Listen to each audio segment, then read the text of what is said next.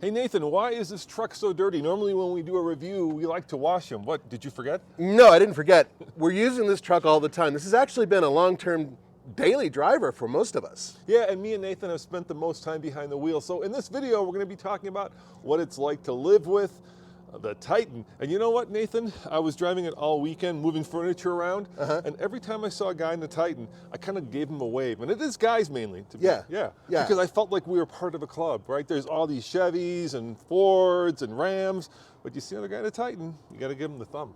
Yeah, you know, it's a funny thing. In my neighborhood, there's one guy who has a Titan. It's a first generation Titan. And whenever I bring this home, he's just like waving me, you know, hey man, this is great.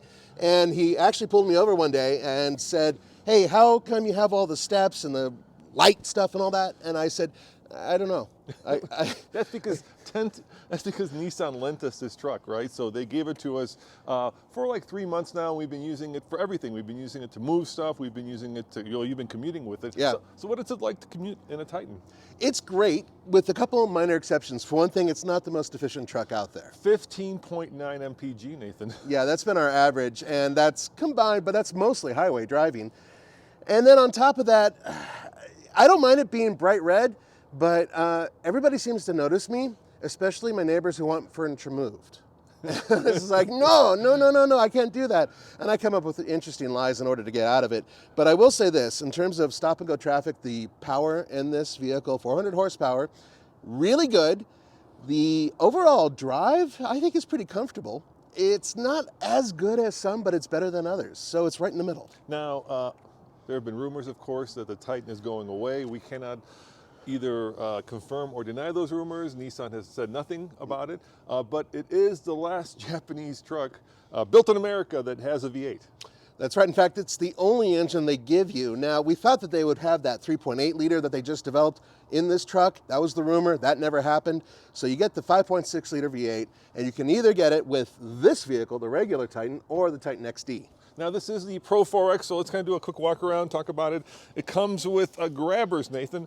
They're pretty good. You know, we've taken it off-road. The biggest problem we had, of course, was with this step, right? I don't understand this necessity for manufacturers to put big steps on an off-road truck. We actually, and I feel bad about saying this, but we did bend this step last time we had it because, well, when you're off-roading it, it does tend to get in the way. We didn't really bend it. We just kind of put a little ding in it in the bottom. It's still flat. But here's the thing about that. Believe it or not, a lot of manufacturers like putting steps on these vehicles because it helps with aerodynamics. Well, I mean, you got this problem, right? You've got a tall off-road truck. Yeah. And me and you are both pretty tall, right? We do not need the step. But if you're short, right, it's not an easy truck to get into. So you're kind of caught in this conundrum where you've got a tall truck and you've got short buyers. So how do you get them into the truck?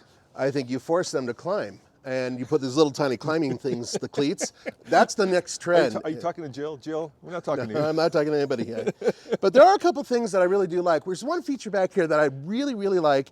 And some other people do it, but that's this extending step. Roman, you could do it because, yeah, you're closer. There you go.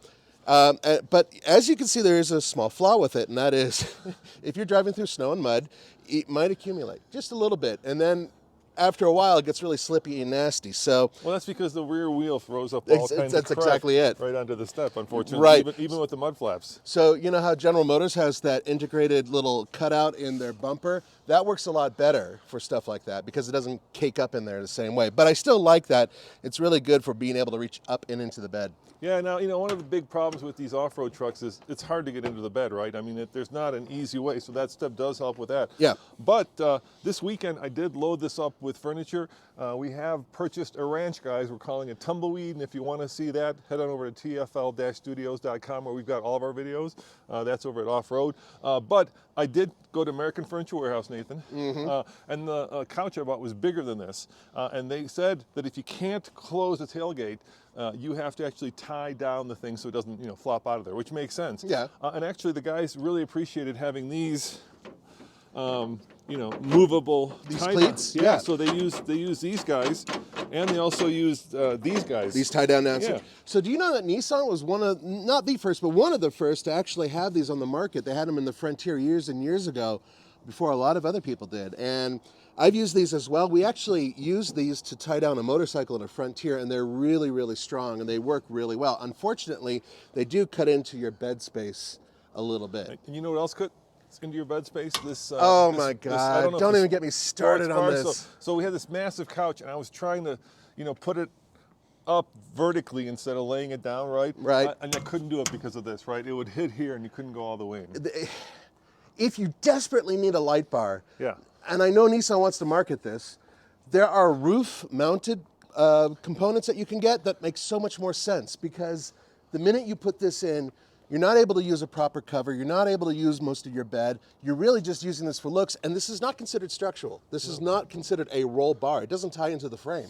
So, personally speaking, not a big fan of this. Also, when you look over your shoulder, you're seeing this. You're basically seeing Titan in reverse when you look over your right shoulder. You're not seeing the road. So Yeah, it's definitely a case of form over function. So Yeah. it looks cool, but it doesn't necessarily add a lot of functionality. And if you're looking for a utility truck, it does take away from that. All right, shall we jump in? Why don't you jump in, Tommy, get in the back seat, let's go for a ride. yeah, let's take a little ride.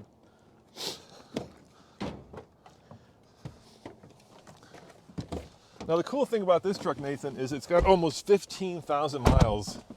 Let's look exactly how much, just to give them the right number. So this is a 2021, this isn't the new one. But it's pretty much the same as the 2022. Yes, yeah, so 15.9, 14,795 miles. And I gotta say, it's held up pretty well. That's a lot, it's not a huge amount, but that's about a year and a half worth of trucky driving. And It's been well used and abused, if I want to say so. Yeah. Why don't you open up the thing so Tommy has light? yeah, plus we've got this huge sunroof, which, some vehicles still don't have, and this one does have. Yeah, the panoramic roof. Yeah. So there are a couple things. Seating. It's funny, you and I are very different in terms of our opinion of the front seat. You sit really high. Look, look at where my head is. Yeah. This is as low as the seat will go. There is no up and down adjustment for the seat, and I end up hitting. So I could crank the seat way down, but I find that very uncomfortable. Or you could go bald like me and then not have to worry about your hair actually touching the roof, which is where I go. Can you explain that more? What do you mean no up and down adjustments? It doesn't. Oh, it does have up and down. Never mind. Right. So I'm as Low as you can go. though. Yeah. So this is up. This is as high as it goes. I wouldn't Still go. going You're up. going Yeah. to crane your neck. Yeah, I'm dude. hurting myself. Yeah. So this is as low as it goes right there. Right. And I could do this, but then I'm driving like a gangsta. Well, that's how Andre drives. That's how I drive. That is how he drives. But and so I'm in between you, because actually my torso is actually taller than yours. It's just I have really stubby legs. So for me, I have tons of leg room, headroom. What I do is I lean the seat back a little bit, and I am okay with it. But if any taller, I would have had an issue. I'm seeing if we have the Monroney here, and of course I don't think we do. This is the loan agreement, so let's see if there's one in there. Yeah, I'll have a look.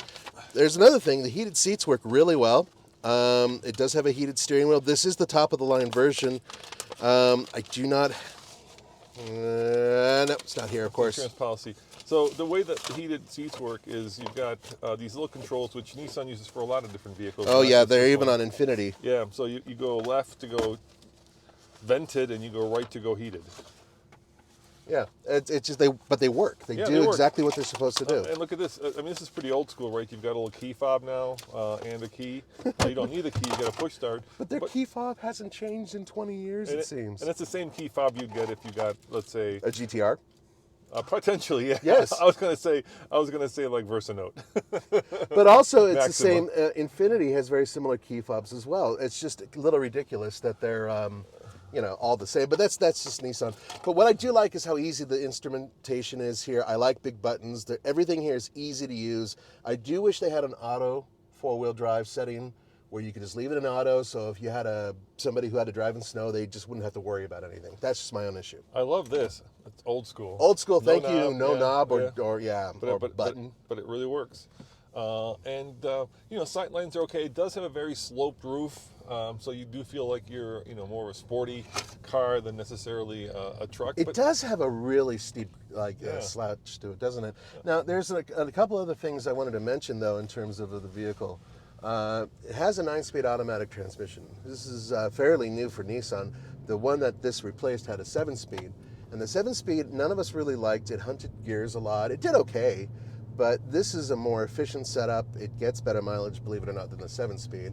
And I actually think that the transmission works quite well. Yeah, and I do like the little manual gear selector, and I do like the tow haul mode up Yeah. on the end here. It makes it really easy. It's kind of old school, Yeah, well, then that's kind of the point of this truck, I think, is it's supposed to appeal to people who like the way things used to be made, in terms of a big old V8, proper automatic transmission that actually has a handle that you can pull down. Yeah, column shift is the way to go. And then I do like the fact that like you can disconnect some of the the sensors and their big buttons, heated steering wheel. That's nice. I'm gonna give it the beans.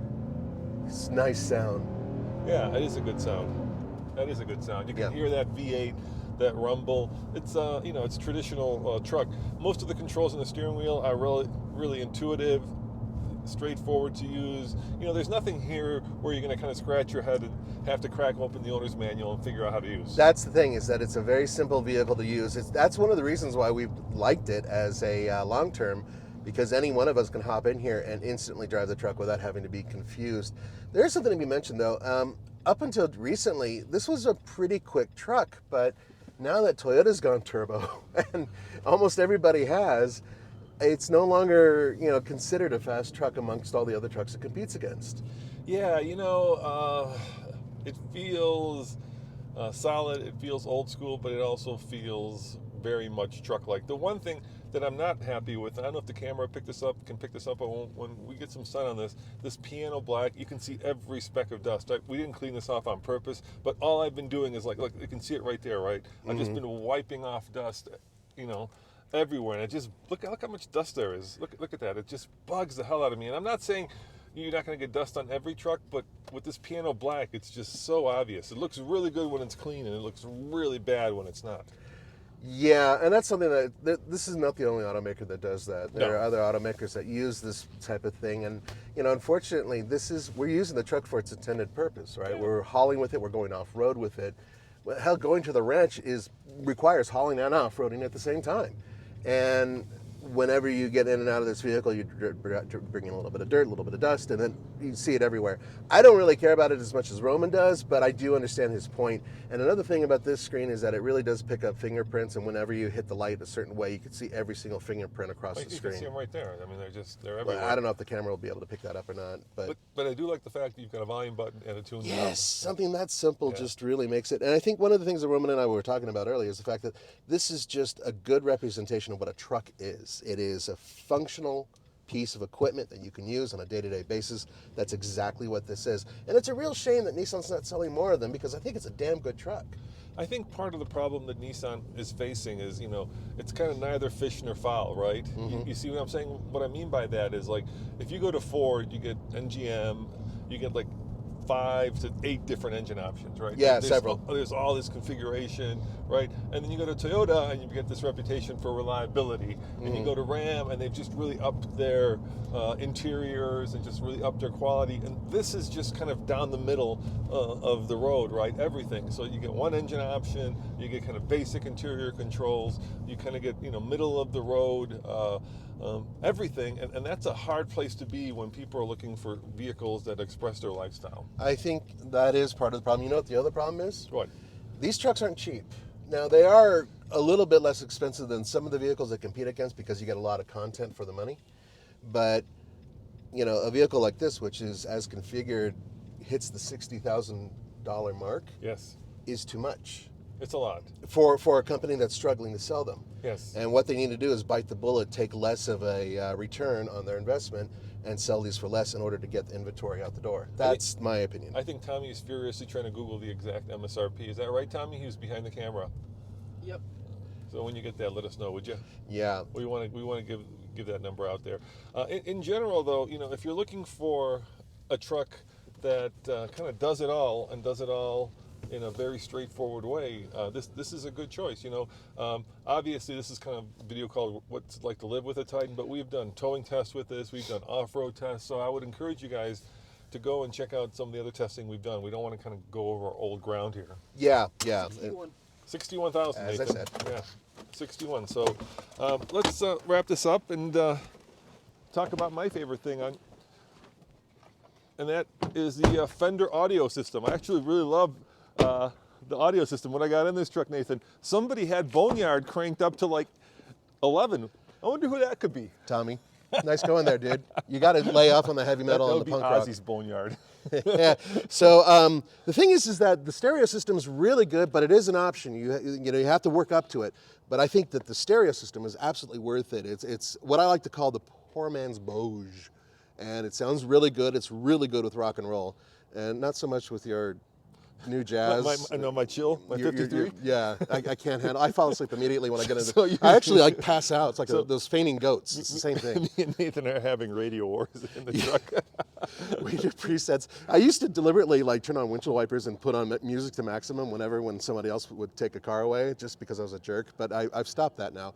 But aside from the stereo system, the soundtrack coming from that 5.6 liter V8 is absolutely phenomenal. I think it sounds great. It pulls well. The comfort is decent. It does everything it's supposed to do. And I don't mind the looks of it, other than just all this extra chintzy stuff that they added to it. I think it's a damn good truck, and I really enjoyed driving it while I had it. I would be really sad, Nissan, I'm talking to you now, if the rumors are true and the Mississippi-made truck goes away. And I think, now with the Frontier, there's a little bit of excitement in the truck lineup. Yeah. And so I think people are coming into the dealerships, they're seeing maybe the Frontier isn't big enough for them or doesn't have the towing capacity that you need. Right. And they're going into the Titan. So Nissan's always kind of been like, not quite, in the deep end of the truck world. Right. And I think if they really commit to it, they've got the bones of a really good truck, and now they just need to kind of, take it to the next level. I agree. Take that next step, Nissan. Make it happen. And let us see the Warrior version of this truck, which we've been begging you for years. Well, there you have it, guys. Overall, I think it's been a really good experience. It's been trouble-free. It's been comfortable. It's been, thirsty. And capable. And capable. Yeah. But, you want a V8, you're going to have to... You have to pay for a V8. Pay for a V8. As always, this is Roman. And Nathan. Thanks for watching. And remember, check out TFL-studios.com if you want a more comprehensive TFL experience where we've got our podcast, our TikTok, our new... we have a new EV channel? We have like 9 channels now, right? No, we still have 7 channels. We still have 7? Yeah. Okay, we just launched a new EV channel for all of you EV fans out there because, Nathan, there are a lot of EV trucks coming. Yes, but not a new Titan EV as far as we know. Why not? I know, they should, right? Exactly. We'll see what happens. See you guys next time. Ciao.